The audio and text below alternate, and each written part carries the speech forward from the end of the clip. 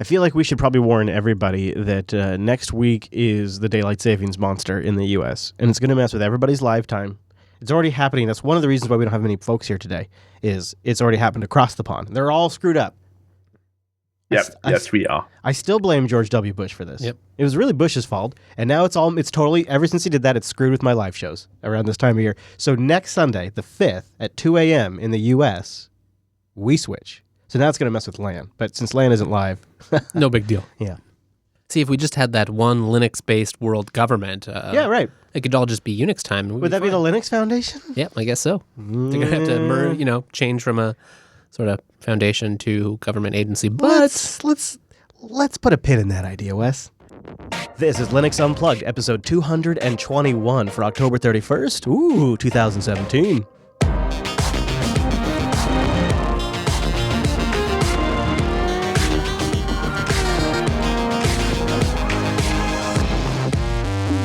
Welcome to Linux Unplugged, your weekly Linux talk show that's still in a reinstall fugue state.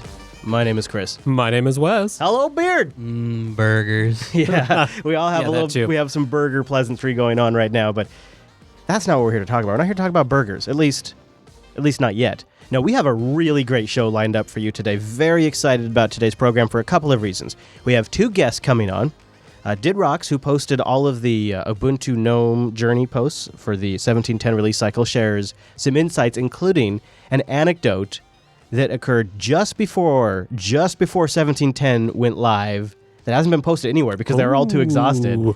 And if you think that those final ISOs are final, maybe not. Maybe not. Yeah.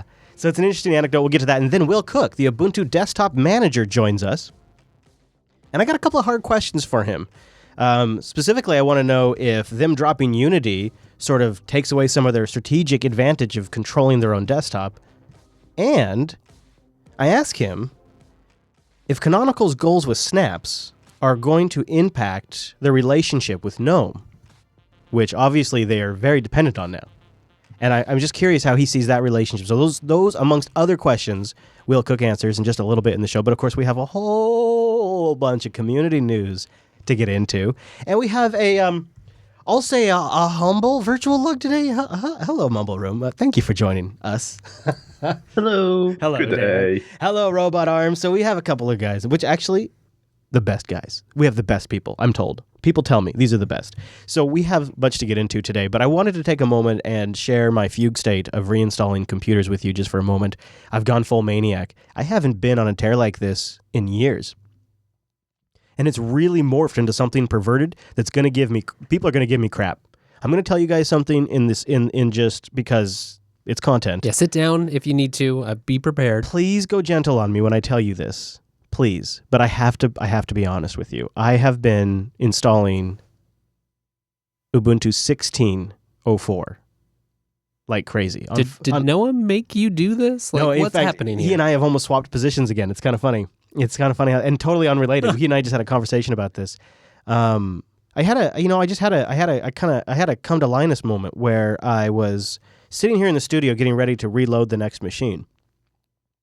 And you'll understand more after my interview with Will Cook, by the way. This will give you some of the insights as to why I've made my decision. But I decided, after evaluating Gnome, Plasma, Mate, and Unity 7 for the studio, where we have some high DPI requirements, we have some touchscreen requirements and don't. I evaluated those desktops to see if who would be the best one. And in fact, I didn't even intend to evaluate Unity. It just sort of happened by mistake. I never even gave any considerations, just one of the systems happened to have it on there. And after trying all these desktops for production, I know you guys get sick of hearing this, but I decided that, don't give me shit, but it's actually Unity 7. It's ironically Unity 7. It's the most stable. It seems to perform the best under load. And it has polish in areas that matter to me. I'm not saying it's better than Gnome, but I am saying that for areas that matter to me, it's better than Gnome. And so I'll give you a couple of examples. Multi-monitor support is still better in Unity. Well, guess what we use a lot here in the studio? I still prefer the way that they handle the launcher. I still prefer that system, that super key system, and instead of the way that Gnome implements it. It's not a big difference, but I do prefer it. There's other things though that are like rough edges that have been rounded off by Unity, where you can tell that a lot of thought. It's ironically in some ways a lot like when I use Elementary OS. You are struck with, and maybe Dan could talk about this a bit, but you are struck with shit. Somebody thought of that. Somebody actually thought of that and solved that problem for me. And when that hits you a few times, you're like, oh man, there is something else going on here that I've missed. And I don't know, Dan, if you want to expand upon the point of where sometimes some projects are willing to spend, I would assume, you tell me if I'm wrong, a hell of a lot of time on something a lot of other people might not even consider important. Yeah, I mean, I think it just comes from just dog fooding and obsessive perfectionism, just hating yourself enough to sit through it, and That's a good way to put it. And I mean, grinding your way through it and punishing yourself as you just keep working away at it. Yeah, I mean, I don't know if you remember the first versions of Unity were awful. Oh yeah, yeah, right. And the same thing for any software. I think the first versions are like, this is what we assume is going to be good, and then they're terrible, and then it's you grind through it and you iterate on it and you go, okay, this is what we learned and changed, and and that's really that's been happening to the Plasma desktop and Gnome too. Like they've all been going through iterative releases where they've been getting better and better. I switched over full time to Gnome 3 when 3.12 was sort of the main release. And I think every release since then has been getting progressively better. And I was very excited about Gnome 3 for a long time. And I never switched away from Unity because of Gnome 3. I didn't switch away because of that. I switched away from Unity because I switched to Arch. And with that, I switched to Gnome. And I was excited by the idea of a polished desktop for all distributions. That's really what fired me up about Gnome. Coming back to now I have a different mindset. In the studio, these are not machines that I use to enjoy. I don't use these to play. I don't really play a lot of video games, but I do play with my computer a lot. And these are not computers I play with. So it doesn't matter if they're appliances. And so when I sat down to load 1710 with the new Gnome 3 desktop, I said, well, okay, what is 1710 giving me that 1604 doesn't? Because we've already got a 1604 machine in production that has been rock solid. And Beard and I looked up the packages that we need, and we didn't see all the software we needed is available. Wow, yeah. And it struck me, this is not the same path it was back when in 1404 or 1204. 1204 especially. Yeah. The LTS as your desktop now is much more doable. Every single package I wanted was available for 1604 without... I used to come on air and say, Ubuntu LTS desktops are the hardest distro to install software on because after about a year and a half, nobody makes software for it anymore and all your PPAs break. Everybody's making software for it now. Every single app that I've installed via a deb was all available for 1604 or snaps, and including OBS and FFmpeg versions that we used to not be able to get. Yeah, it's just a different landscape now, and so I just kind of made like this business decision that I was going to deploy 1604, and I got 6 months until the next LTS comes out if I want, and then once I made that decision, I made the part that I've actually been building to, because I know we've been talking a lot about Ubuntu. This is kind of the last big episode on it for a while. And I decided if I'm going to be practical and be all business-like with my machines and go 1604, why not also experiment with deploying Ubuntu's product or Canonical's product called Landscape? Now, Landscape is sort of a central management platform where you can also do inventory, package management, user management, script management, performance monitoring, all of these things across all your machines from one central place. And you get like 100 credits for free for the first 60 days or something like that. And then I think it works out, depending on which tier you get, it works out to be about $5 a month. And if you're watching the video version right now, I have got my Landscape account up on the screen. I've got 5 machines registered. This is the tear I've been on recently, is these 5. And you can see just by a quick glance that I have 2 outstanding alerts over these 5 machines. One computer has upgrade packages available, and one computer has been upgraded but needs to be rebooted. That's not too bad. But there's some things that are actually really quite neat about it. One thing is the performance monitoring. So I can pull up graphs across all of our studio systems, and I can see if one system is under quite a bit more load than the other system. I can see at what times that is, like if it's show times or if it's non-show times, memory usage, swap usage, temperatures for the storage and for the hardware. And any of this can be downloaded as a CSV. And I can zoom in and just look at one machine for any of this information, or I can get all of the machines, which is the screen we're looking at right now if you're watching the video version.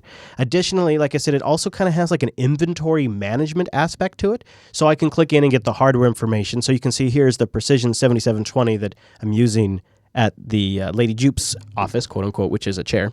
And it has Ubuntu 16.04.3 on it. It's got the Xeon E3 1535M 6 processors in it, 64 gigabytes of RAM. Gives you the whole hardware spec, any kind of technician notes that are on it. You can change its power state or schedule a reboot, change which groups it is in. You can go in even further and get more detailed things like serial numbers and BIOS states and MAC addresses and all the things you would get from an inventory management system, as well as monitoring and alerting if there's an outage, which is great. And of course, the thing that I really signed up for is, and this has just been really nice for me, is package management. And they break it out in a way that is easy to read. So like here's the cracklib-runtime. And instead of some complicated CVE thing, it's just runtime support for password checker library. It gives me real English descriptions of what these vulnerabilities are. And so and then if I expand it, I get all the CVEs, I get everything. But I am able to make an educated decision if that's worth me interrupting one of our production systems. And I've been using this. I don't know if I'm going to keep it once, I'm going to keep, I don't know if I'll keep it once my 100 credits runs out. If I find it makes it easier for us to do IT in the studio, which is kind of always a time suck for either the beard or myself, I think I'd do it. You also get alerts, so you can see I've got one computer that has the packages, one computer that needs to be rebooted, and I could issue that reboot from here, of course. So I'll go ahead and I'll issue the reboot command to the Precision. That's nice. Yeah, and I can just say restart as soon as possible. And machines that need to be restarted also get a little icon next to their name, a little cycle icon. Yeah. And so that's what I've been playing with since our last episode. I know it's sort of I've explained it before. This show is sort of like the Deep Space Nine of Linux podcasts, where sometimes we have continuing story arcs that we keep going back on, and this has been one of them. And I think my takeaway from it is I forgot how much I liked Unity. And I've never been a Unity hater, so it's not like I'm reversing some position I've taken, but I haven't been a Unity user. And I've been maybe a Unity denier, like I just pretend like it doesn't exist. Like when we were first evaluating desktops, I didn't even consider Unity. Like it didn't even come, because it's that thing that only Ubuntu has. Right, yeah. So you don't really think of it as the first class. No. And then all of a sudden I'm like, well, but I'm going to install Ubuntu. Oh. And stay tuned for the interview with Will Cook, because you'll see why it may actually work out to be a really great long-term bet here in a little bit. Did you have anything? You looked like you had something you were pontificating on over there. Are you just dreading us formatting the last of these machines? I'm dreading having to support Unity, Chris. Hopefully you won't have to. Well, you'll love that comp-is window effects, let me tell you. Well, in the meantime, the media is continuing their freak-out. Yes, I said the media is continuing their freak-out about Kodi. I don't know why it's Kodi. That's the thing they hate. And I do have a theory, but I am really worried here, because if you read this story, and this is unfortunate. Brian Barrett over at Wired, and I generally like Wired stuff, just did a real hit piece against Kodi. But it's an indictment of open source. And that's what concerns me, is you could remove Kodi and you could put a lot of other project names in the spaces and have the same damn problems. Even desktop distros. So it starts with a vengeance. The Kodi box pitch is hard to resist. A little black plastic square. Not much different than a Roku or an Apple TV, and similar in function as well. This streamer, though, offers something those others never will. Free access to practically any show or movie you can dream of. No rental fees, no subscriptions. Just type in the name of a blockbuster and start watching in high-definition streams in seconds. What are we doing here? Let's just do that. We don't need to do this whole podcast thing. Damn, and of course, if I'm an industry executive reading that in Wired, I just poop myself a little bit. Oh yeah. That, or I'm the one writing this. But I won't despair the author here. He goes on. He does write some interesting history about Kodi and the XBMC connection, if you're curious, and does mention a few things here and there, but gets a few stingers in that really is the part that I go, oh God, this could be any open source project. Like any open source ecosystem, Kodi contains multitudes. There's the Kodi media player itself, there's the TV add-ons and other developer communities, and there are the plugins that scrape the internet for pirated material. Those are what transformed Kodi into the modern-day pirate's favorite ship. It's a bit of a wild west. Kodi's open source. Anyone can take that software and put it on any hardware. And the industry has thrived too, because it's managed to stay relatively underground, at least in the US. Which is funny, because if you look at statistics for torrent downloads, they've gone from like damn near 30% of internet traffic to like 5% of internet traffic. So torrent piracy is way down. And that's what these plugins do, is they're torrent plugins that are capable of ordering the torrent in a way that lets them stream in real time. That's what these plugins are doing. And if you have to do it that way, because if you just did HTTP streams, you get shut down immediately. And you could say that Ubuntu Mate is a enabler of terrorist activities, because maybe they used Ubuntu Mate to plan a terrorist attack. This is a really, really slippery slope. And the Kodi project has had, at least here in the US, has had to make a really interesting response to cover their own asses, because they're becoming the poster child. The context here is, this story I'm covering for you is damn near a weekly story, if not at least a twice-a-month story. And I covered it a long time ago on the show, and I decided to cover it again to illustrate to you that it's a problem that is not going away. And I am a bit concerned about this, to tell you the truth. And the Kodi project has had to respond in a way that I don't like. And I can't see how they could have handled this any other way. And the thing that sucks is I could see other open source projects having to do the same thing. Well, first of all, they got to get all business-like. Then they have to lawyer up. And then they have to go sue the shit out of anybody that sells anything that says Kodi that isn't just straight vanilla build from the project's website. Because then they can tell the courts, but look, we're trying to fight this. We're trying to go after these guys because our pure Kodi project doesn't have these plugins. So we're going after them. But of course, this is a short-term play, because they're just stopped putting Kodi in the name. Here's a quote from the Kodi project, or I guess the Kodi company. We're basically taking the stance that if you use the word Kodi to mean something other than the vanilla software we release, if you pre-install add-ons or something like that, that means you're no longer shipping Kodi, and we consider it a trademark violation. He goes on to comment, that sort of worked. We've been able to get a bunch of sellers off eBay and Amazon that way. Man, I mean, legitimately, wget could be put in this position. This is bad. And what it feels like to me when I read Brian's post here, and I'm sure Brian Barrett is not a tool of the copyright industrial complex, but when I read this post, it feels like media executives that are super worried about their fiefdoms being torn down by this internet thing, and so they've got to start casting shade as much as possible and delegitimizing these things and getting people to go into the grooves that are Roku, Apple TV, and the things that are built to sell you content that is DRM'd and licensed. And this is part of the strategy. Oh, yeah. And the reason why it's in Wired is because it's appealing to the geek audience with this one. And that's also why you have the back history of XBMC, because it's appealing to the geeks. You got to get all the demos. You got to get the executives. You got to get the geeks. You got to get all the demos. Make sure you really get this whole thing locked down. And I worry about the Kodi project. So I have a link in the show notes if you want to read the whole thing, because I did just give you some of the highlights. And I hate to see it happen to Kodi. And I hate to see them have to become super litigious because of it. This is Yeah, it creates a bad culture for everyone who's involved, instead of just being like, hey, Kodi's awesome and it's a great, useful open source project. You want to talk about something positive to... Oh, please. Yeah, just to sort of... Do you have any? I don't have any. New Flatpak. Oh, new Flatpak. Does it come itself in a Flatpak? How does that work? Well, the Flatpak may be getting a little flatter and easier for people to understand, or stable. So this is we got two things actually. It's kind of neat. You're going to have Flatpak 0.10, which is going to be like we won't call it LTS, but it's going to be the stable series of Flatpak, the 0.10. Okay. And then you're going to have the fancy 0.11, which will get all the new features, all the new fancy shiny stuff. Yeah, so 0.10. The first one is going to be the first in a release of in a series of new releases that are stable. New features will all be added to the 0.11 branch, and bug fixes will be backported to the 0.10 branch, which seems like a great way to put something in production but keep improving on it.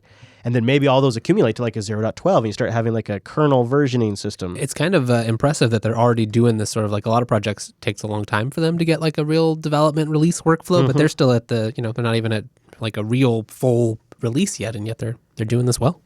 Yeah, and we saw recently that the Mint project is going in with Flatpaks because they kind of like the more PPA, run your own repo solution than the centralized store solution, and you can see how there could be different advantages to both. And meanwhile, the folks over at Elementary OS have published an update on the state of the App Center. So we had Dan on the show. Dan, how long ago did you come on the show to talk about the App Center? We did a special ages ago. I think it was maybe 6 months. I can't remember. Yeah, 6 months. And now you guys have got over 50 apps, and they're looking good. So what's going on with the App Center? How are things? Yeah, it's going pretty well. Like you said, it's been about 6 months, and we have over 50 apps now. Actually, as of this morning, we have 58 apps. Oh yeah, in there. Wow. Woohoo. So yeah, I'm pretty excited about it. There's all kinds of cool stuff in there. I mean, things that I never expected people to write. It's been really awesome to see like an explosion of native apps. Like they're not web apps or cross-platform ports or anything like that. They're all GTK, high DPI ready, and Wow. it's pretty sweet. looking good on the desktop too. So are you talking at all about any kind of the money that's been made, or if it's profitable at all, or anything like that? I mean, I could give you some like little stats here and there. I want to be careful because there's people's privacy in question, Yeah, right? and it's I don't new. want to Everything's still new. bust somebody out on how much money they make. But I can tell you that nobody's making a living right now. It's still in the realm of like beer money. One of the developers told me it's enough that I could take my wife out to dinner. That's nice. I mean, that's a really great. That's from going from 0 to that is really great. Yeah, so it, like you said, it's going from 0 to something is it's an improvement, but we still have a long way to go. Like our eventual goal is that we do want people to make a living. So we've been talking to different people about the kind of the problems that they have or what would encourage them to pay more. I know a lot of people want a flow for them to be able to pay later, so they want to be able to download for free at first and then come back and pay. And the store isn't really good at handling that right now. You'd have to like uninstall and re-download. Okay, yeah, that seems like a problem that other app stores struggle with. Yeah, definitely. Yeah, so that's something that we can be better at. I was wondering as an end user, what are my expectations for when changes come to the App Center? Is that a release-based thing, like new releases of Elementary OS will have new App Center updates with features, or is it something that's updated separately of the main OS release? And we're releasing updates all the time. We don't freeze application updates at all, even for all our apps. Even like we post a blog post every month where we talk about the updates we've made, and our average right now is that the average App Center app has received around 5 updates in the last 6 months. Gosh, you guys are doing great, Wow. really. These are some good stuff here. So I also noticed that it seemed like there was some interest in the App Center by System 76. Yeah, so one of the things that we kind of set out to do when we built App Center is making sure that we were using all of open standards. And so that's awesome for System 76 because since we use PackageKit and we use Upstream for our metadata, they can use our client in Pop! OS and just do some branding work. And they really like the way that it works, so they can really benefit as a downstream from this work. Cool. So they're essentially able to, I guess, white label it in other words, and make it System 76 or Pop! OS branded. Yeah, so they've got a couple of little tweaks in there, and we've been talking to them about how we can upstream some of their changes, maybe. Cool. But I guess the major difference between they're calling it Pop Shop. The major difference between Pop Shop and App Center is that they aren't using our App Center repository. So it's kind of just a front end for the Ubuntu repositories instead of our App Center repository. I'm going to be really curious to see. I want to play with that because it's probably a better experience than Gnome Software. All love to Gnome Software. You guys are doing great. But I've also played with App Center, and I found it to be a better experience. I would put it. Well, good for them. And I wonder if we might see other distributions take that on too. I think that's a great idea. So I'm looking at the post. I'll have a link in the show notes. Anything else you want to call out about the 6-month anniversary? Just definitely that if you have an idea for an app, or you want to get involved with either the front end of App Center or the back end of the App Center dashboard, it's written in Node.js. It's all open source. Like, we'd love for you to be part of this ecosystem, and there's tons of different ways that you could fit into it. definitely. And I'm glad to see progress in like the right directions on several fronts on this. You're right. And just to reiterate, you said it, but it's awesome. I mean, it's not just like 50 more than 50 apps hitting an app center. It's 50 apps written for Linux, GTK+, high DPI ready, fully native. Wow. Yeah. I think one of my favorite things that they've done that a lot of the other app stores don't do is they have links directly to issue trackers. Oh, yeah. That's a great idea. That's really handy. Wow. Yeah. That's been a big one because I've definitely watched people having that direct link, have been able to go file issues, and developers are able to fix them really quickly and push out the updates like whenever they want. So we have a super tight feedback loop between users reporting issues and developers taking out updates to fix them. Yeah, if you guys are looking for an app to check out, I suggest Torrential, which is a torrent app that I checked out. Awesome. Just nice, simple, clean, fast, good performance. Really liked it, Torrential. And it fits right in on the desktop. It's a great experience. And you know what? When you guys launched it, I said it then, and I'll say it now. I'm really glad somebody's doing this because I think if we can even just say even if Elementary OS proves out that there is interest in a Linux consumer market, I think that's beneficial. So awesome, guys. Well, Dan, and I'll also say to Cassidy, because he was the one that wrote or at least made the post over at Medium. Great work, gentlemen, and great work to the whole team, and great work to all the software developers, too. Thanks. Yeah, that's really good stuff. Now, everybody knows that there's one threat to the human race that goes beyond nukes, goes beyond rocks from space. I mean, I'm not the one saying this. It's Elon Musk saying it. It's AI. AI is going to doom us all. AI is a fundamental risk to the existence of human civilization. In a way that car accidents, airplane crashes, faulty drugs, or bad food were not. They were not. They were harmful to a set of individuals within society, of course, but they were not harmful to society as a whole. AI is a fundamental existential risk for human civilization. Whoa, that is not mincing words at all. And so that is the context in which we view this next story. AT&T is working on an open-sourced AI project with the Linux Foundation. Yeah. And it's going to be called this is the first time I realized I had to say it out loud. Acumus? Acumus? I don't know. ACUMOS. Acumos. Yeah, the Acumos project, which aims to be a marketplace of artificial intelligent apps and services. So Linux Foundation today announced that it's working on an open source AI project. AT&T is one of the founding organizations. In my past experience, this usually means that AT&T is going to be the predominant contributor and therefore the driving force. We'll see. Something like, hey, we have this stuff. We don't know how to shepherd or steward it, but if you guys do, we'll give you this big chunk of code. Well, it's sort of that, definitely. Yeah. Also, hey, can you help us with a community aspect? But it's even more than that.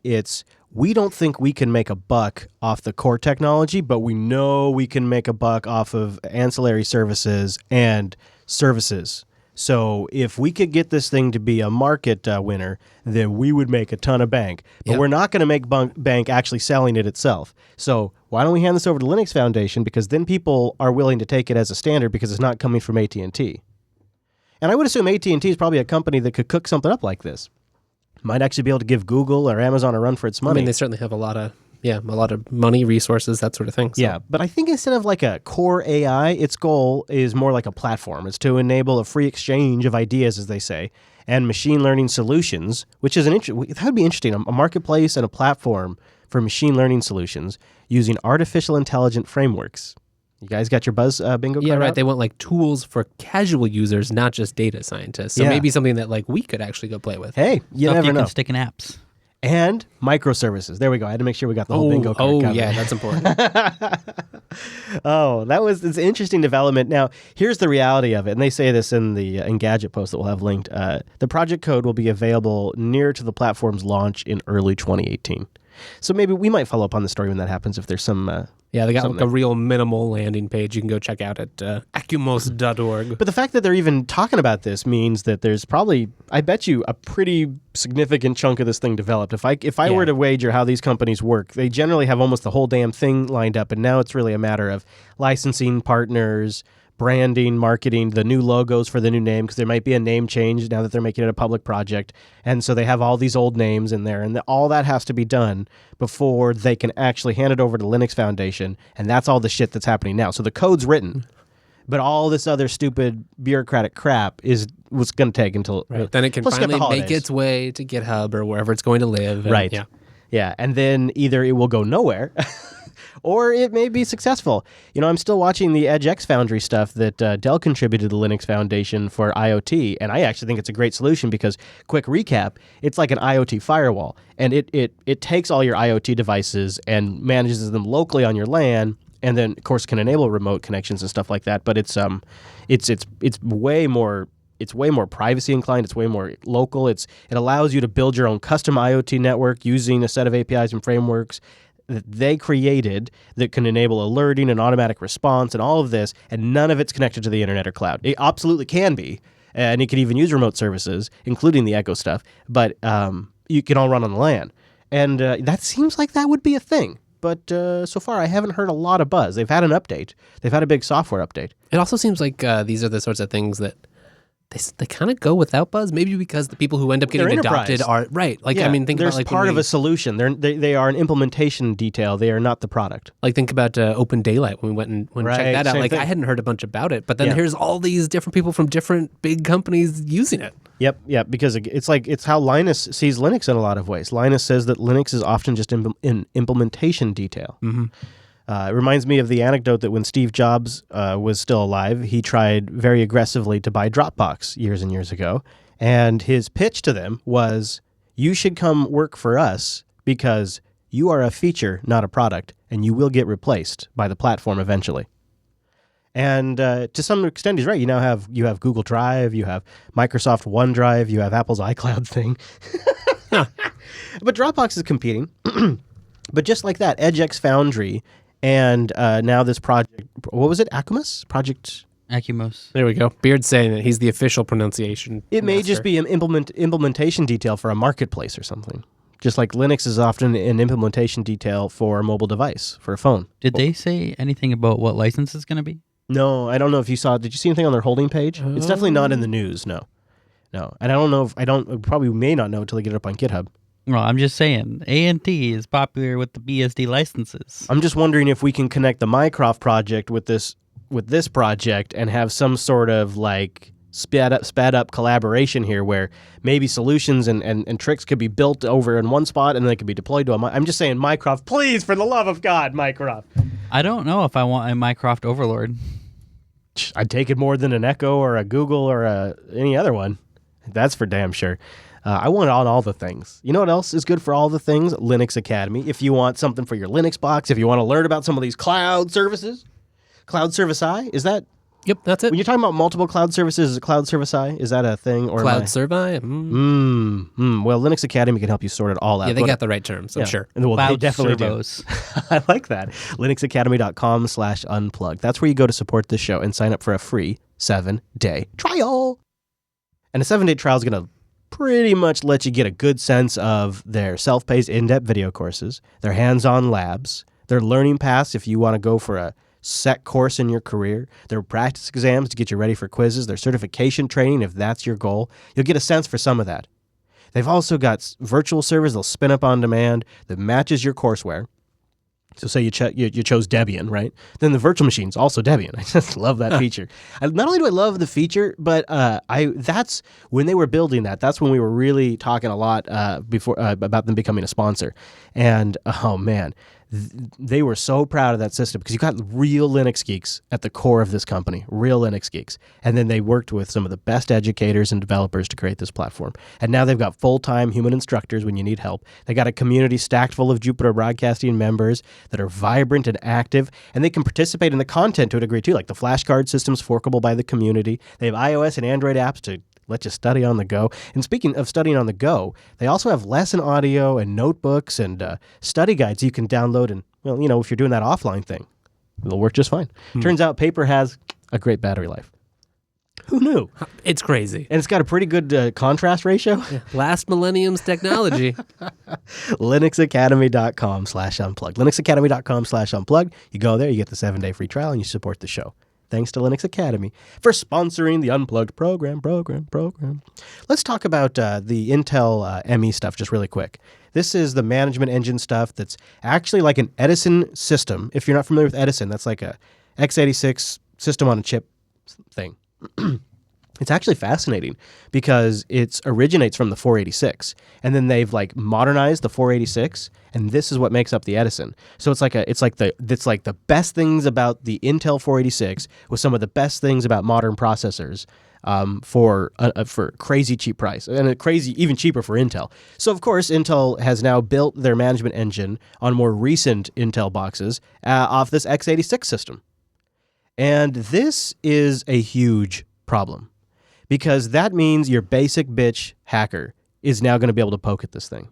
I mean, I'm being a little generous, but it goes from this weird esoteric architecture where there aren't very many debugging tools to rip this thing apart, and it requires these crazy hardware bridges to connect to it, to now it's x86 code running on a PC, and it just fundamentally changes the game. And I think I'm speculating here. But I think this is why Google is now getting in the game of getting out of Intel ME. We recently talked about Purism doing it. Now Google's going even further. They've started the Nerf project. It's short for the Non-Extensible Reduced Firmware. And it's their effort to replace most of the UEFI firmware with a small Linux kernel, an initram FS, and a custom portion of code written in the Go programming language. That's right, everyone. You liked Linux. We're putting Linux in your Linux. So double Linux boot. Yeah, this is from Ron, one of Google's core boot developers. He was in Munich. I'm horrible. I'm the worst person ever. Talking about their Nerf project at this week's Embedded European Linux Conference. And look that shit up. Nerf delivers Linux performance and reliability in its firmware. Oh, don't show that to Alan Jude. Oh my God, don't show that to Alan. Anyways, it also emulates all post-boot activity of the UEFI and, more importantly, the management engine, rather than allowing it to run concurrently in the background, which that creepy son of a bitch is doing while your OS is running. It's really awful. I really hate it. Currently, the Nerf effort is focused on Intel hardware, while the core boot developers acknowledge that the latest AMD chips are closed up too, and don't believe all you read about Ryzen, they say. Well, that's a bit of a bomb at the end. What does that mean? I gotta say, the slides for this, they're posted here. They're definitely worth checking out. Yeah? There's no video yet, Okay. but it's really easy to read through. I'm very intrigued with this project. Yeah, Nerf also, great name. Great name, and fun to say. Yeah, it's really great. So he says that it also has a 32x speed up in boot time. Oh, because you can probably skip a whole bunch of shit. Because you can go from one Linux kernel to the next. Yeah, and MKExec is already a thing that they're using. I wonder. So all of the user lands written in Go. You eliminate all UEFI, and all management engine post-boot activity. Yeah, they basically did a bunch of work, and they kind of talk about it here to like identify every piece of the UEFI that they could do without, including like UEFI has an TCP IP stack sometimes, right. And a whole bunch of other stuff. And it's like, well, we already have this open source kernel that we are using all the time. Why not use this too? And they're looking at it from the attack vector and control vector, and not so much from the freedom vector, which is interesting because they're still ending up with the same results to a degree. So they say the core problem, according to the Google developer. Linux no longer controls the x86 platform. Between Linux and the hardware, there are at least 2.5 kernels. I'm going to read that again because just wrap your head around that for a second. Isn't this reminding you of the baseband problem with your cell phone? Between Linux and the hardware, there are at least 2.5 kernels. They are completely proprietary and exploit-friendly. And the exploits can persist, i.e. be written to flash, and you can't fix them. That's the core problem that Google's trying to solve. And, they're really concerned about server security because they're looking at this not for desktops and laptops. They're looking at this for servers. Exactly. And you're right. Jeez, Wes, this is a super awesome. I'm looking at this presentation. Can you toss a link to that in this section of the show notes, people? Because that is worth reading. Okay, so we have just a couple more community updates before we can get into the interviews. And this story, today's a breaking news story. I should have gotten like some sort of soundboard clip. The appeals court is surprising us. Get ready for the story that has literally span my entire podcasting career. This is unbelievable. SCO's back. SCO is back. No. SCO is back suing IBM in the appeals court. It's back on. The SCO versus IBM case lives. It's it's just so okay, let's recap. Last year, U.S. District Judge David Nuffers, God damn it, Chris. This is not your I'm going to stop saying names for the rest of the episode. Has ruled against SCO in 2 summary judgment orders, and the court refused to allow SCO to amend its initial complaint against IBM. We all said, okay, story's done. SCO's done. This is like a year ago, where it said it's all done. But then SCO soon appealed, which didn't surprise too many of us. Of course. But it happened. And we've been kind of waiting around to see where this appeal is going to go. Well, on Monday, the 10th U.S. Circuit Court of Appeals found that SCO's claim of misappropriation could go forward, while also upholding the judge's previous other 2 orders. So I'll get to it in a second, because it's kind of complicated, but if you haven't been following this story since March of 2003, I can understand. I don't know why I have, to be honest with you. So anyway, SCO, then named Caldera Systems, filed a suit against IBM in March of 2003 for allegedly contributing sections of commercial Unix code that they thought they owned from the Unix System 5, I think it was, which the SCO group was pissed and said, you contributed that to the Linux code base, thereby sort of forcibly open sourcing it. They argued that IBM essentially stole or misappropriated its proprietary code, known as Unixware System Release 4. In the May 4, 2001 release of the Monterey operating system, a new version of Unix designed for IBM's power processors. It was incomplete, didn't have a compiler, it wasn't like a complete OS, and so SCO claims that it was IBM basically dumping to get the code out there. When IBM released that same day, SCO argues that IBM released a sham version of the system in order to legitimize its own general distribution of the AIX Power product, which contained SCO's code.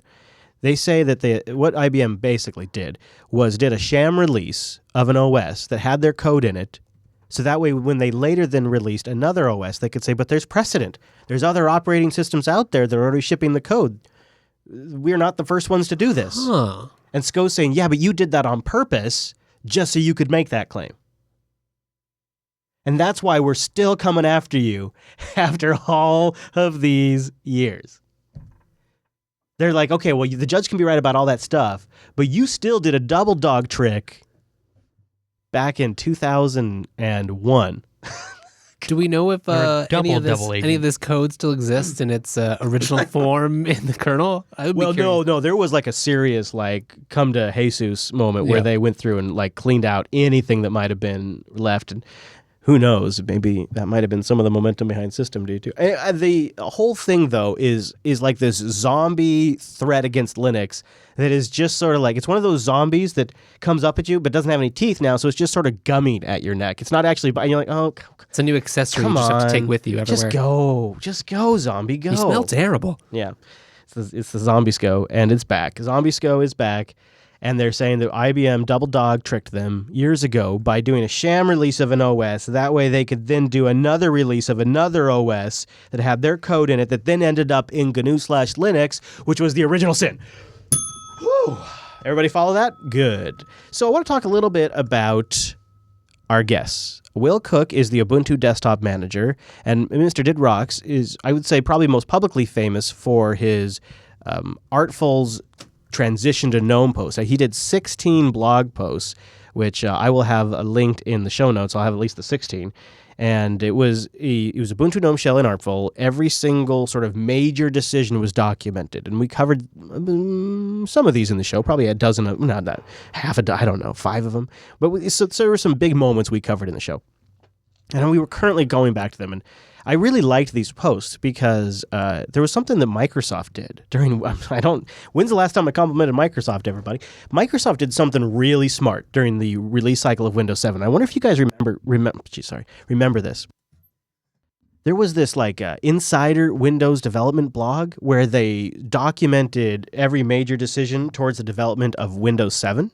And including some big changes that would impact enterprise deployments and end users and gamers. And they did this long, complicated technical series.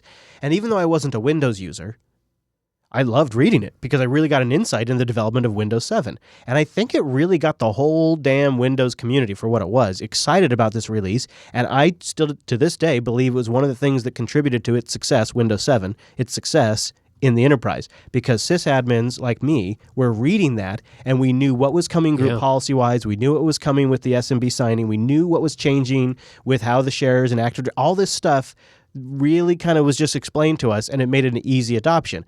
And I feel like to a degree, that's what Didrock's post did for Ubuntu 17.10 in this transition from Unity 7 to Gnome, and their idea to do with their reasoning for their dock and how they did it, the Gnome mode. So I talked with Didrocks about some of this, and I think it's great, and we get a great anecdote for him. And then after that, I'll bring on Will. He had to join us separately. They were going to come on together, but Will got stuck at the office, and so after I wrapped up with Didrocks, Will was getting home. And so then Will and I chatted for a bit. So we got 2 separate interviews that we're going to play, and Will's is really great because as the Ubuntu desktop manager, he's in a position to answer some, rather poignant questions, and so I asked them. And so I'm really looking forward to playing that for you guys as well. So let's take a moment and let's thank DigitalOcean. DigitalOcean is a sponsor right here on the Unplugged program, and they've rolled out so much great stuff. So I guess Hacktober has wrapped up now as people are listening to this. Lots of good code went to open source. If you want to just go look at some of the projects that DigitalOcean helped code roll into, go look at the Hacktoberfest page. They also provide a lot of back-end infrastructure for a lot of our favorite open source projects. And they kind of really just do it. They do it sort of quietly. Every now and then some of the projects might put like a logo on the page or something. DigitalOcean is just a great way to spin up really fast, really powerful infrastructure in less than 55 seconds. And the pricing is just phenomenal. And if you use our promo code, you'll get a $10 credit. So go to digitalocean.com, create the account, and then use our promo code DO Unplugged. One word, put it all together, DO Unplugged, and that'll give you a $10 credit. My favorite rig is the one I use for my remote desktop system is 3 cents an hour. So that's just amazing. And then I've attached 100 gigabytes of block storage, which I use to hold what I call my work volume, which is all the big like clips and stuff I'm working on for work. And I've been really, really impressed with how well that's worked. Because obviously these things aren't like built to be desktop systems, but hell if it's not super fast, because everything's SSDs. Oh, yeah. They got crazy great internet, so I always have that transit, man. I have know the what best. They're doing. Like, always when I'm remote in, I always know that the DigitalOcean droplet has the best possible connection, and that really makes a difference for that. The object storage is great for generating links to download stuff. Of course, I can only scratch the surface there. And all of it really kind of comes together with a dashboard that's so great. I say it's a dashboard for days.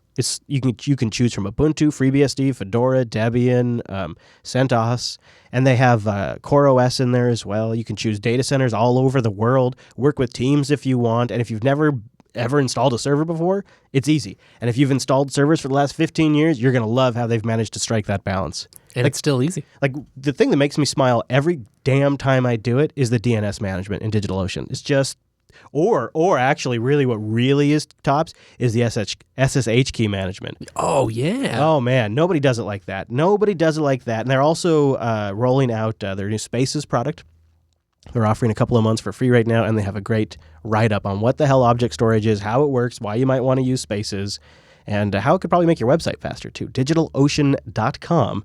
And then just use our promo code DO Unplugged, one word. You get the $10 credit. And you support the show, and we much appreciate it. So there was a post recently talking about the canonical goals for 1804, which I'll have linked in the show notes. But we're going to get into that a little bit. So let's start with Mr. Didrocks. I assume when I started talking to him, because he wrote all the blog posts, that of course he must be the man with the master plan. There was no even master plan. Yeah, actually, in my conversation with him, it turns out that they weren't even really quite sure what they were going to do up until the point they went to Guadec. Like, how far in are we going to go? Like, how many changes are we going to make? They knew they had some data. Like, they'd surveyed users, and everybody wanted a dock. Everybody wanted Thunderbird and Firefox. So they had, like, an idea of what the users expected.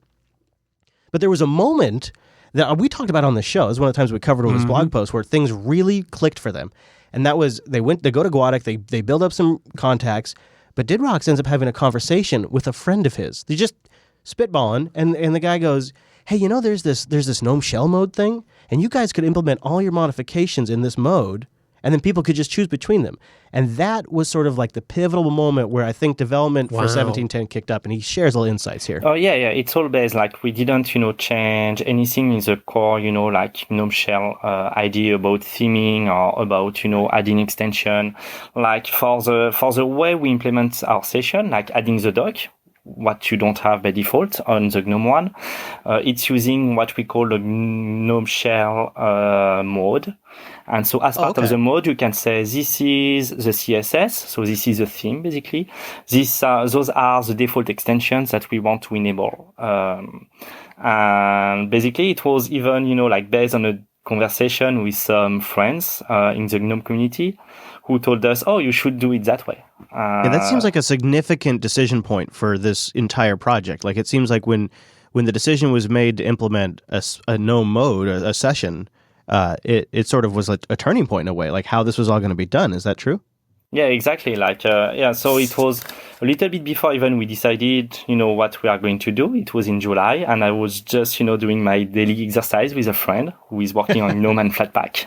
So we can see that we don't hate each other. and basically we just, discuss about how, in case, we are going to ship a doc or, what do you think? Because we are talking about tech, every time, and say, that there is this mode thing, and this is how GNOME Classic is implemented, and maybe you can look at this and see if it works for you. And yeah, it did work even way better than I was expecting.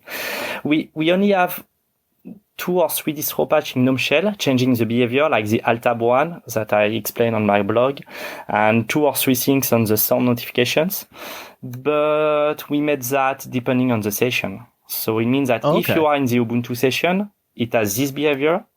If you are on another session, it has a default upstream behavior.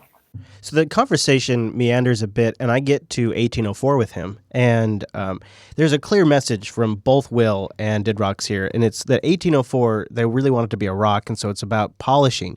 So practically speaking, how do you go from that statement to actually making it happen? And so Didrox says, well, we're really going to have our QA focus on banging on GNOME 3 the way we used to bang on Unity 7. We're re-gearing our QA department now for GNOME 3. We want as well with our QA team to bring back, the kind of quality expertise that we have with Unity in particular, like running a lot of integration tests so that each new uploads, are very rock solid, and so that we don't have to stress, as much as we did for 1710. And they have a lot of automated testing. I'll be interested to see if they can apply that to GNOME, because then GNOME could start seeing a bunch of great bug fixes. I was looking on the community page where Will Cook's starting to post our weekly roundup. They're working already practically on quite a bit of stuff. This made me think, we were talking earlier about Elementary and Unity, that there's something, not to say that like Gnome or Plasma don't have releases or anything like that, but there's something a little different when it's a distribution release. There's a certain amount of they understand that this is going to be the gateway. It's not just that, it's to the whole experience, and if they're going to get adopted or not. And so maybe there's a little bit different of an attitude, and that's going to go up. Yeah, interesting.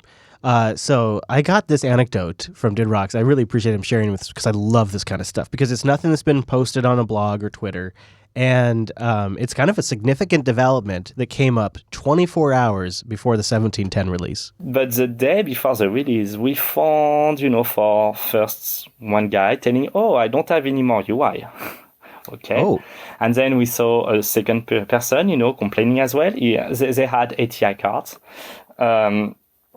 A third one, a fourth one having NVIDIA cards, and we started, to say, there is really something, a lot of people complaining, no GNOME Shell crash, before they had a UI, and on that day, the update broke. And thanks to the very awesome French community, I'm looking a lot on, the French forum, being very involved with that community. And over the forum, we were debugging that. And I was asking, one of the impacted persons to revert, a lot of packages. And it was 24 hours before the release. So you can imagine, the level of stress. Wow.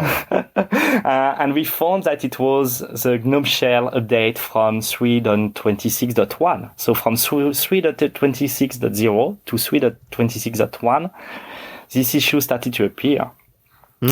So looking at, all the commits, and we saw that new features entered Gnome, and we saw that this, potentially those commits are going to break.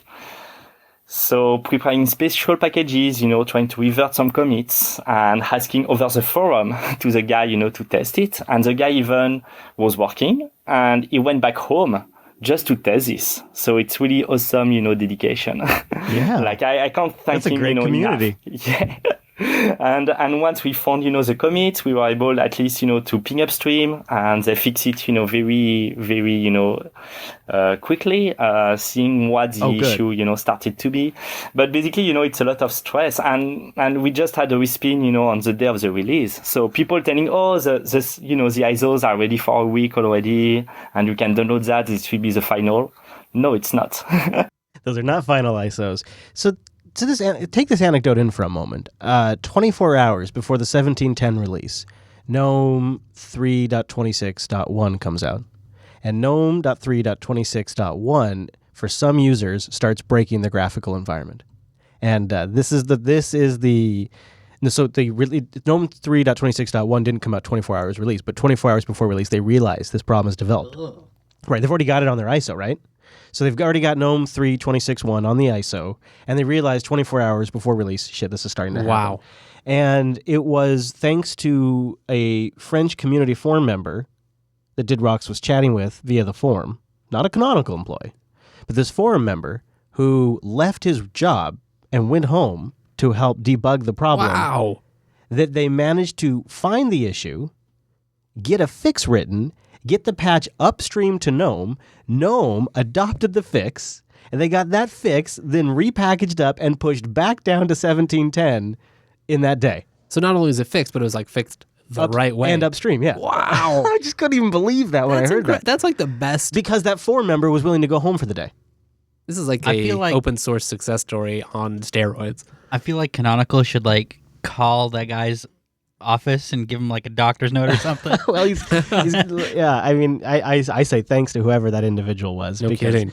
Yeah, I mean that really helps, and it really does also show you in a weird real way how much of a community effort it still is at the end of the day. You can talk about Mark Shuttleworth and Canonical, and you can talk about the employees at Canonical, but then at the end of the day, thanks to a forum member in a French Linux community, I just can't even believe it.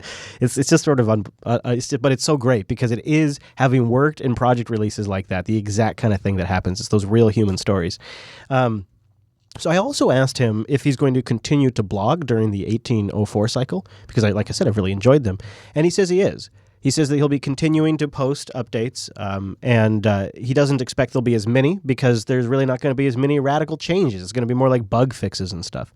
They're trying to make 1804 solid, not totally new. But both, when I talked to Will and Didrox, I got a sense that there is a willingness to implement new features in 1804. So there could be new stuff that ends up showing up in 1804, even though right now they're all talking bug fixes.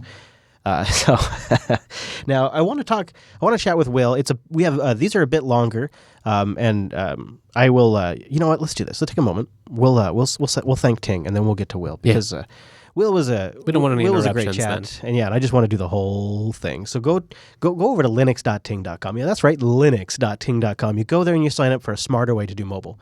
It's how they'd have to do it, to be honest.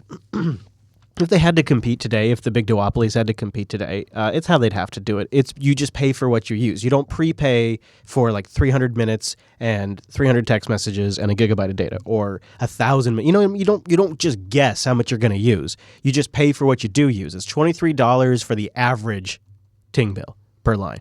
$23. You pay for what you use. It's $6 a month for each line. If you want 10 lines, it's $6. Now stop and think about that if you're a small business or even a kind of a moderately large family. Who else has those prices? $6 a line? And then you pay for what you use? That's super competitive. For a small business, it's a game changer. It lets us have mobility and coverage in a way that would cost us an inconceivable amount of money otherwise. You go to linux.ting.com and you get $25 in service credit if you bring a GSM or a CDMA device. Yeah, they support both. Just check their BYOD page. Or if you want to buy a phone, they'll take $25 off. They have great devices, the whole range from budget phones, flip phones, SIM cards only, to the latest and greatest Cadillacs. And they really are just super simple to work with. It's in fact, I really like their new strategy. When the Beard over there was at TwitchCon, as sort of like a TwitchCon swag item, they were handing out Ting SIM cards. Yep. And I think that just sort of perfectly encapsulates Ting. It's like you just get the SIM card, and then when you need it, you put it in something, and then they'll let you use their mobile network however you want, and you just pay for what you do use. It's a really great way to do it. You go to linux.ting.com. It's my mobile service provider now for over 2 years. Linux.ting.com, and a big thank you to Ting for sponsoring Linux Unplugged. Yeah, so Will is the Ubuntu desktop manager, and he just recently restarted the desktop weekly newsletter over at community.ubuntu.com, where they covered some of the upstream fixes that they've been working with. And he has all kinds of things to talk about. I've been wanting to chat with Will for a long time, and he and I had a good chance to sort of chat on and off at the Ubuntu rally, but I wanted to get him on the show because he's one of those guys where he has been around at Canonical and been following Ubuntu, well, since forever. And I've been using Ubuntu for, since the beginning. Stuart Langridge, of all people, put me onto it. I was playing around with Debian, and he said, you should try this Ubuntu thing. It's a whole lot less bother. And he's got like an 11-year-old an account over there, Launchpad account or something like that. And he's now the guy that sort of manages the whole damn Ubuntu desktop effort. And so I wanted to ask him sort of a question that's been kicking around in my mind, and that is, did they just sort of screw the pooch by dropping Unity? Because it was essentially theirs. Nobody upstream could tell them no. They had a certain amount of difference that made them stand out because they had this unique product, and gave them certain leverage to implement goals that the company might have. So if you want to integrate snap packs throughout the whole damn thing, nobody would stop them from doing it to Unity. So I asked Will, I said, Will, are you concerned that Ubuntu has lost some of its leverage by dropping Unity and switching to Gnome? I'm not concerned about it. There will need to be these discussions about, some of the usability that we think is suboptimal, but Upstream have a very clear vision about the way that they want to do it. So, we need to have those discussions in the open with Upstream, and we need evidence to back this up. We do have a certain amount of research that was done in the Unity 7 days, and indeed the Unity 8 days, to say, this works and this doesn't. So we can make all of that research available to GNOME designers and the GNOME community and say, we think this is a good idea, and here's why we think it's a good idea. Let's talk about it. And, we're coming with evidence showing one way or the other. If it is ultimately against the wishes of Upstream, then, that's the way we have to go, because we are now working upstream. He actually reiterated that point later on. He later on said, if they do something that we're not on board with, then we'll just defer to their wisdom, we believe, in this case. And that's a fascinating statement. Essentially, they're planning not to fight the current. That's a big move, decision, direction for a company to go. That's a lot of trust in their upstream. And I also asked him, kind of related, I said, well, how have some of the hardware vendors responded to this? Oh. You know what I mean? And his answer was essentially, for the most case, they're shipping LTSs. But for the second thing, in a way, for them, it's less risk. Because now Canonical is not solely responsible for the desktop product. And so the OEMs, in a way, don't really have that worry that is Canonical going to get off the pot and ship something new, or we got to start now. They're not solely responsible for it. It defers the risk a bit for the OEMs in the long run. Was sort of his argument. Now I had a question that sort of been percolating from our Discord chat room, discord.me/JupiterColony. We have a Linux Unplugged chat room over there. Linux Unplugged chat room. A reason why channel, I guess they call it.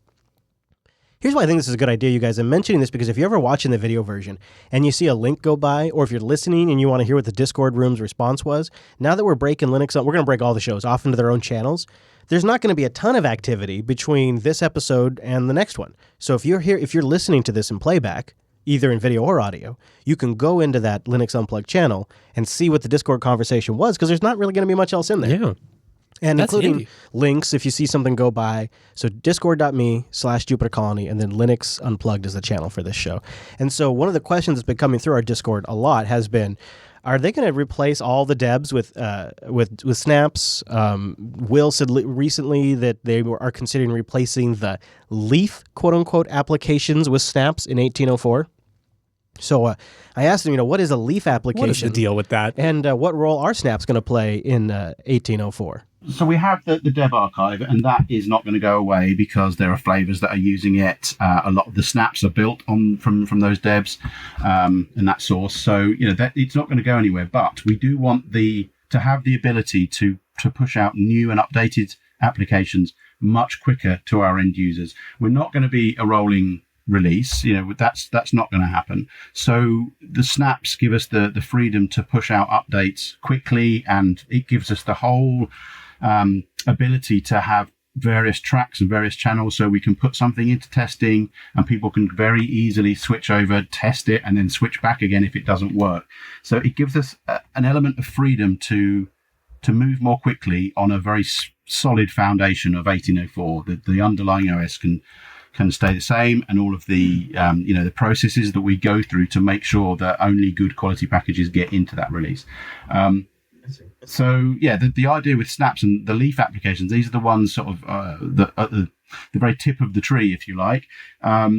These are going to be user applications which are perhaps less entwined in the underlying OS. So the likes of the Gnome apps, they depend on the Gnome libraries, but they don't necessarily need to sort of dig deep into the file system. Yeah, and so it seems like if it's a user space application that isn't necessarily overly integrated with the overall OS, it could be a candidate to be snapified, and then sort of like how Android delivers stuff through the Play Store in a way, this is a rough equivalent, Canonical could deliver updates to applications while not altering the LTS base. Seems like a pretty good goal, and that would be a good way to test it. But my comment back to Will was essentially, that's huge. I mean, that's a huge objective for Canonical. That obviously makes snaps pretty critical to the future of the desktop and to Canonical. Aren't you a bit worried that this is going to frustrate your upstream developers, Gnome, that are creating your desktop now? Like, you are now in a very precarious situation where the Ubuntu distribution is pretty much married to Gnome, and they're all in on Flatpak, and you guys are creating a competitor that could ruffle some feathers. Are you concerned about that? Yeah, I mean, that is definitely a very real risk, and we do need to be careful the way that we navigate that. But ultimately, we're not blocking Flatpak from being developed and distributing their apps in that way. You can get all the Gnome apps as Flatpaks, and you can get them all as snaps. So, there shouldn't be a problem here.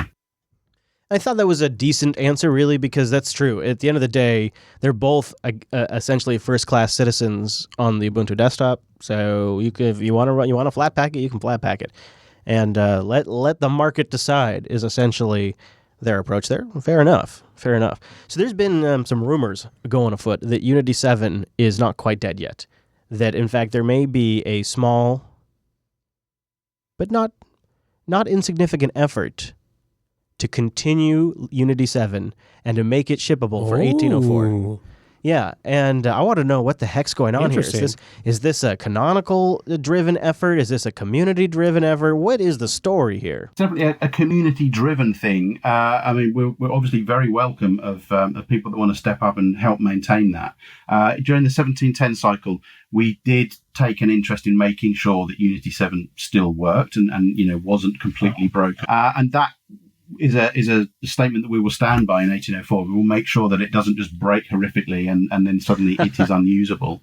What we won't be able to do is any sort of significant feature development. It's on 1604, so things like security updates and critical crashes, these kind of things, we're still on the hook to make sure that those updates happen. So, if we're in there working on the code base anyway to fix up things, then that will benefit 1804 users as well. If we upload, I don't know, let's say a new version of Xorg, and suddenly it breaks Unity 7, the more people that are out there testing it, the sooner we know, then the easier it will be to fix that. Rather than 6 months later try and find what commit it was that broke it in the first place. So I'm very keen to see people get involved in that. Yeah, there's a community organizing effort over on the community page, and I'll have a link to that in the show notes. It's not insane, actually, because they already have to support it, as you heard Will say, for 1604. So that the security backporting, bug fixing is not so much bug fixing unless it's something like a regression, is still happening for 1604 because they have to support that for years. So why not also then make it available for 18.0 if that work's being done? Totally. Like Microsoft makes security patches for XP, but then holds on to them unless you pay. Yeah, it's essentially the opposite of that. And I kind of think it works great too because Compiz itself, we've had Wimpy talking to us a little bit about how Compiz itself is also still being maintained and in quote unquote not active development, but not also neglected. It's like still being worked on. It's still a product that gets tested and it's getting better still. So you have basically a vintage Compiz compositor, which has been pretty well worked out now over the years by a very intelligent, very talented developer who just blows me away. Some of the video acceleration stuff I think is due to the Compiz, the guy that also maintains Compiz, and just incredibly talented individual. And so I guess I have a lot of now I know who he is and I've met him. I have some faith in that product, and it seems like it's obvious that if Unity is going to be maintained for 1604, that it's probably a safe bet for 1804, and it's pretty damn reliable, and it works pretty damn well. And so to me, it was that conversation there after I walked away, I'm like, well, why the hell don't I just use that? Like, I didn't switch away from Ubuntu because of Unity, I switched away because of Arch. And if I hadn't switched away, I would have still been using Unity. So why not? And it's going to be maintained that 1804 is going to be maintained for 5 years. Yeah, totally. That's a ton of runway. We have a long time. And I could switch back to Gnome or Plasma at any moment, and I have a ton of runway to let them work it out. That is where it's nice to be on Ubuntu, right? Like, not only do you get Unity, but yeah, you can switch to Gnome just about any time you want. I know you can get Unity on Arch. I tried. It's not the same. So there's sort of a bigger story here, and that is, if you're, I hear this from the audience too. If you're like, I never really develop anything. I don't do any translations. I don't even submit bugs. But I feel like I should do something. And maybe this is your time. 1710 is not bad to kick the tires, even load it up in a VM, as Will says, and help file bugs. If everybody could spend an hour in a VM testing something in 1710 and just log a bug report for everything they find, then it means that 1804 is going to be just an excellent, high quality, solid, reliable release. We can't do that on our own. We're a relatively small team. We can find the bug and fix the bugs that we know about. So if people can tell us about these things, then they will get fixed. Don't just hang out on comments on forum posts and social media and that kind of thing, moaning that something's broken. Please help us to fix it. Yeah, and it's really not hard to file a bug for Ubuntu, and it is sort of an opportunity to sort of contribute towards the next LTS that could be more stable. Even if you're not a main daily Ubuntu user, it's a nice way to help out open source and the Gnome project and maybe Wayland. So check that out. We'll have links to ways to help out and the community stuff in the page. It really seems to be, in the show notes, it really seems to be their focus is making 1804 great again. Oh, I did it. Oh, God. I'm sorry. Anyways, I really appreciate both Didrox and Will coming on the show. It was great to chat with them. Yeah, that's great. And it was nice to sort of mark a really, what do you call it? A Hercules effort? What is that? Herculean. Thank you. That really was what seemed like 1710 was, especially when you consider they started out, they didn't quite know going into it how far they were going to go. Like, where was the line? Where do we draw the line from this is Unity now to stock Gnome 3. They didn't know where that line was.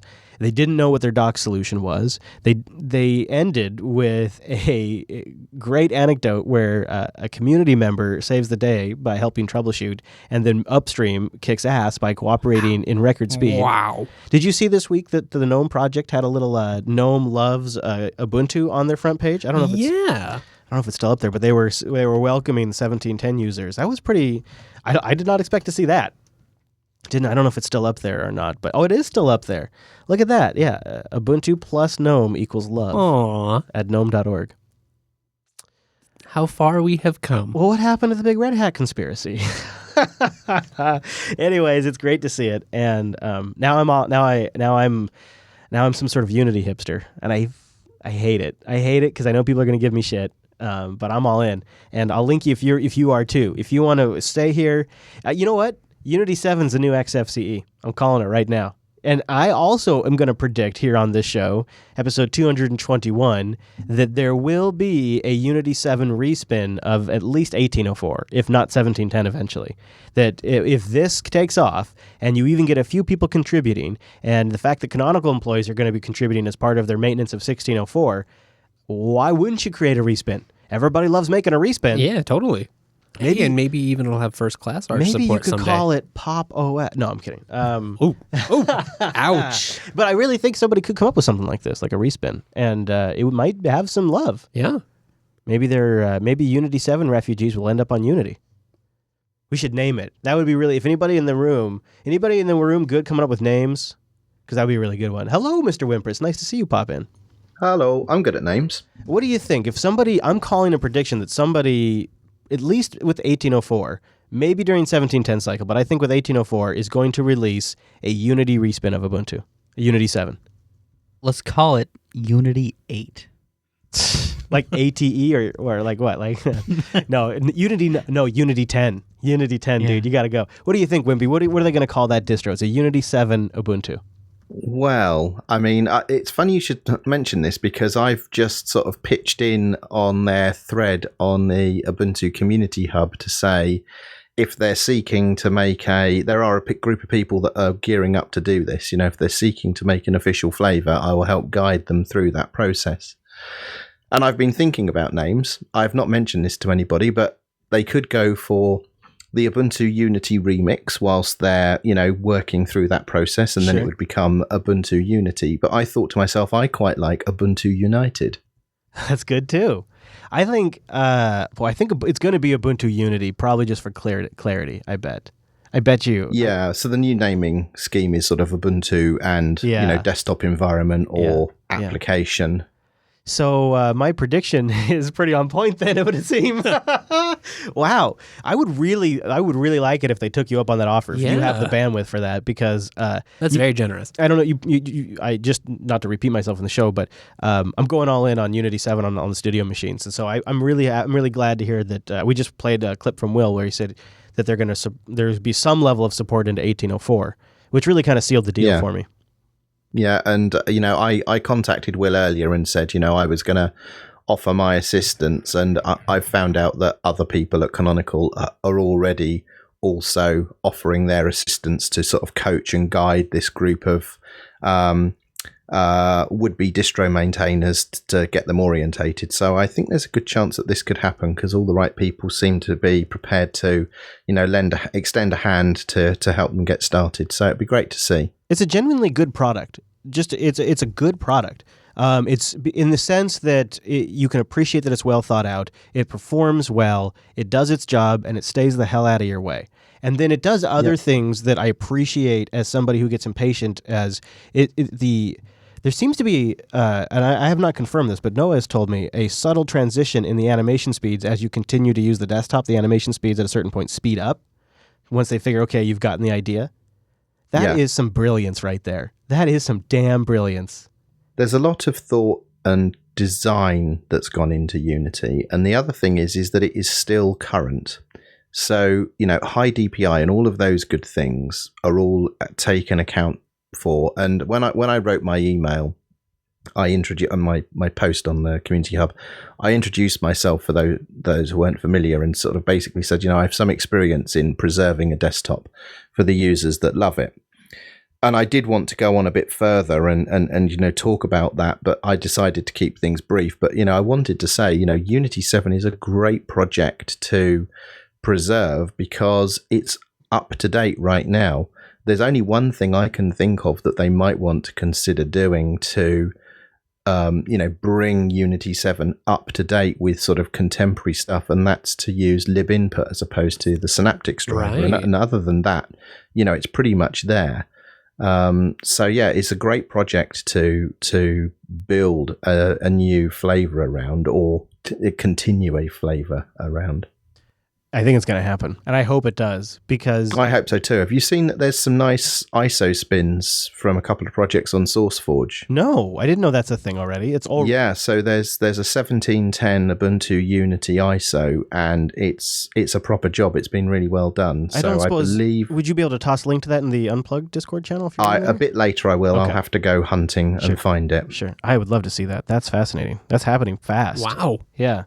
We should dig out the old docs that the design team did, because they had a whole load of extra features that were planned for Unity but never got done for various reasons, like resourcing mostly. But there were some really nice stuff that they came up with that we just never got around to doing. Hello, maybe Pope. they could use inspiration. Yeah. Will was talking too about maybe sharing some of the Unity 7 usability research with the Gnome group too. Cool. I'm really glad you guys are here, because this is going to be the episode where I get flamed for being a Unity 7 hipster for like this. I'm going to get labeled after this. So I'm glad you guys are here as a support group for me, because it's good that you're in at the ground level, Chris. Yeah, I am apparently. Dude, I'm using it right now. It's my main desktop. Me too. On Me too. laptop. Me too. I've reloaded 5 systems since last week's episode with Ubuntu 16.04, and Unity 7, and I've put them all in landscape. And it's been going great. I really like it. It's so far. I'm obviously only 1 week into it. I don't know if Unity gets to be called hipster anymore. I think you're Unity oldster, Chris. Yeah. Yeah, I'm a big proponent of Cockpit as well. I think that's a great product for Fedora. But the landscape product is nice because you got a couple of tiered options here. You get your self-hosted, which costs a little more, but then you run the server yourself, or you can go with the service version, which is like $5 a month or whatever, and it does everything I need. I just go to I go to landscape page, I log in, I get a quick overview of all the systems. I mean, that's it. Basically, it takes it from kind of a mishmash and everything. Sort of before we had Solus, we had Ubuntu, we had 2 Arches. We had a couple of Ubuntu 1710s, just kind of a boy, that sounds rash. like madness. Even though like Linux is the whole thing that we're doing, right? Like, what show is this? But like, just that's a lot of administrative overhead. Yeah, for one studio, for no real reason. It's just sort of all over the place, and mostly it was driven by application availability, right? Like a year ago, which is just not the same issue today. And it's so nice, and so it was a great time to purge. It takes time.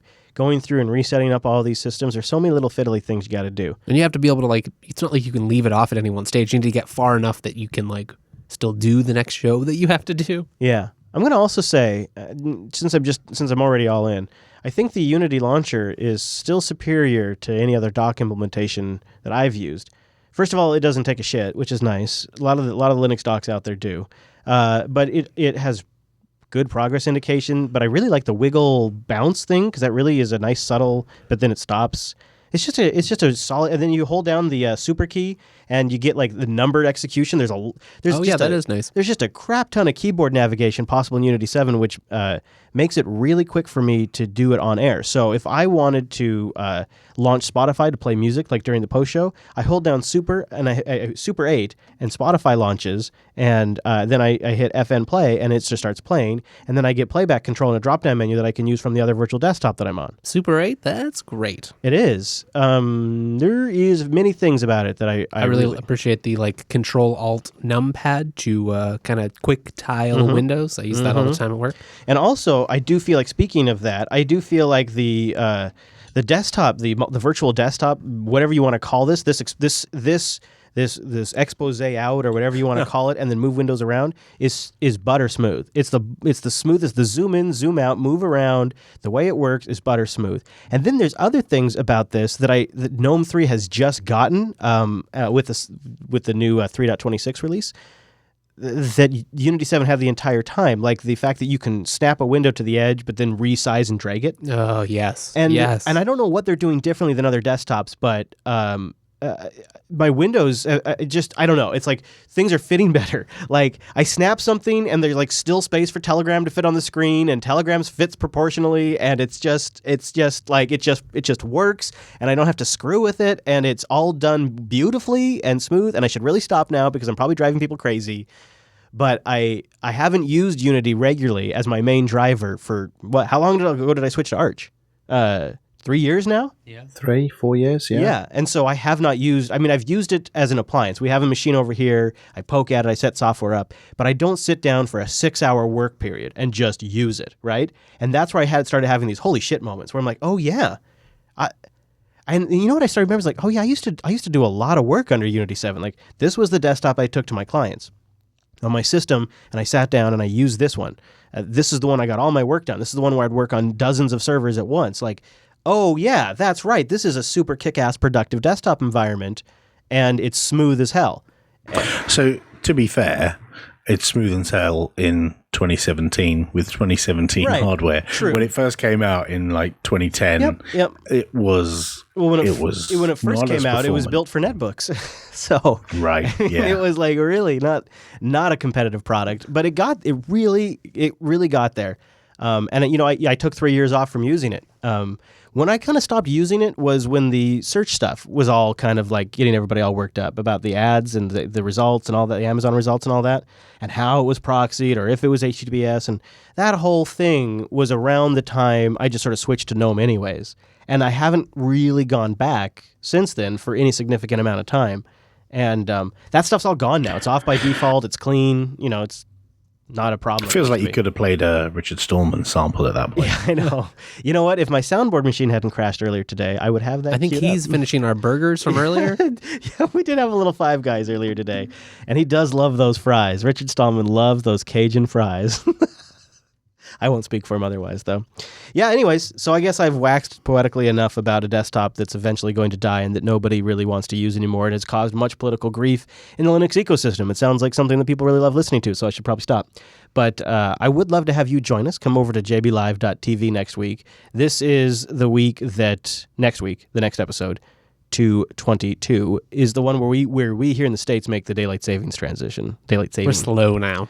Yeah, so we're a week behind Wimpy and Popey, and we will catch up to them next week. So check jupiterbroadcasting.com/calendar if you're a live attendee. Remember now we have that Linux Unplugged channel in Discord, so if there's a link that gets tossed in there during the show or somebody says something, you can go back after the fact and look at it, but we'll generally try to put everything in the show notes too, so you don't even have to worry about it. Go to jupiterbroadcasting.com and look for episode 222. Something else I haven't mentioned in a little while is we have a Telegram group for the community. I think you can just go to jupiterbroadcasting.com/telegram. Will you double check that for me? You go there and it'll forward you to our Telegram group. So I've been mentioning Discord a lot recently. I should give a plug for that. And then last but not least, we have good old classic Reddit, linuxunplugged.reddit.com. Yep, that works just perfectly. jupiterbroadcasting.com/telegram. Thank you, sir. Thank you very much. Check out more of Wimpy and Popey over on the Ubuntu podcast. They have always a great release at about around 30 minutes, which is great. I love that's my new favorite podcast length these days because I get a few in there. Mm-hmm. And they always have something good going on. I think, some command line lerv or they did their Ubuntu 17.10 review recently, so you can catch all of that over at Ubuntu Podcast. Halloween special coming up in 2 days. Really? Ooh, spooky.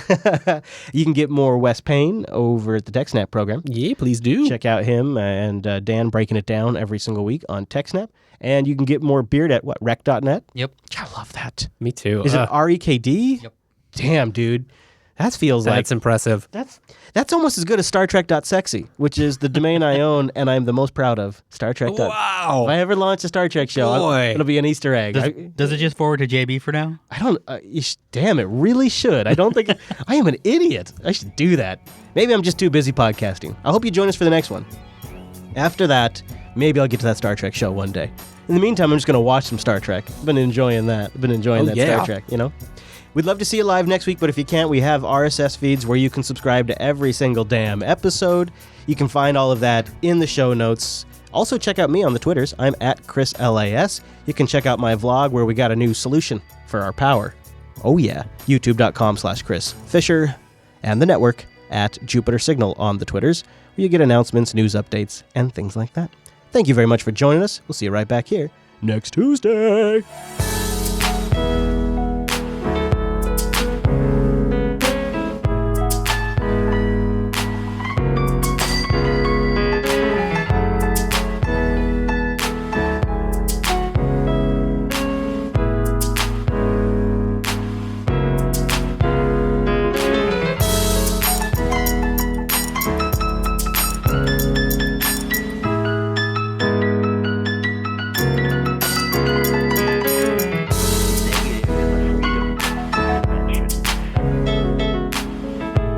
get out of here.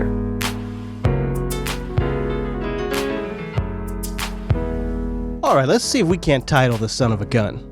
Let's see if we can't title this. Mr. Chris. Yes, sir. That Gentoo compiling you were doing? Oh, shoot, I forgot all about that. We ran out of time. Well, it also scrolled up your Discord chat, so you're behind. Oh, you're right, it did. You're right. That Gentoo. That's what I get. Can't ever tell what's happening. That's what happened. Damn, so the whole chat didn't move for the whole show. Look at that, because I was busy building Gentoo. I'm beginning to come to the conclusion that the Gentoo challenge is still on, but 8 weeks later, you're still compiling the software. That is, so you've got something to talk about. This week is We're never done compiling that software. Legitimately, that is true for this week. Every time we finish compiling, there's updates to things. Yeah, new version of Chromium comes out. Back at it. Damn it! It's been hard to fit it in. You know, I feel bad about the chat room because I had tabbed off. You know, that's what happens. Should we interrupt you in case because you usually only notice? No, voice. It's not really great to have, because it sort of breaks the flow of the show for me to do that. So there's not a really great answer other than me just staying on top of it better. Really, the best answer is to take advantage of OBS and Discord that can, do some sort of API magic, little shake-a-dake, and So I can bring it up and do it. Yeah, well, yeah. So we don't need to be window capturing, really. Yeah. We could do it other means. It's just, that's our old system, and we just quickly switched. So what do you think, guys? How do we name this biche? You can do bang suggest in either, and I will check bang suggest in the IRC. We'll put it up on the titles page. Otherwise, I'll just search for bang suggest. And we're gonna have to get that Discord fixed. Yeah, we're just kind of waiting. Because searching for bang suggest in the chat room works too, because the search is pretty damn good in Discord. Yeah, that's a good point. I installed the Discord maybe a few days ago. It's interesting so far. I've never used it before other than this. Oh, yeah? You can also use the web app if you don't want to install an app, and it's just basically about as functional. Yeah, that's what I'm using right now. Yeah. Oh, yeah. As I right-click, I definitely see it's HTML5-ish. Yeah. I'm using a fancy Snap package. Mutiny OS? Oh, yeah. There's also a snap of it, if you just want to keep it all put away. So is it going to be a IRC replacement? As I saw the stream, I was trying to find where the hell is the stream chat. I don't know if it's a replacement. I'd say it's an alternative which seems to be better suited for live production. So we still have the IRC room too because, there's still you can still hang out there and chat with people. The Discord, though, is kind of great because we can break it out into particular shows and categories. We can do voice and chat. It supports images and previews, which gives some people something to look at when they're watching the video version. That is really nice. The fonts are easier and clearer. That is nice. Patreon integration, all that shit. So it's nice from a live production. But if you just want a basic chat, the IRC still works. Mutiny OS. With the times, man. So something that has to talk. Is there a way to put the fact that we have two great guests in the show in the title? I mean, that seems like what we should lead with because we have two. Oh yeah, that's true. Ubuntu doubleheader.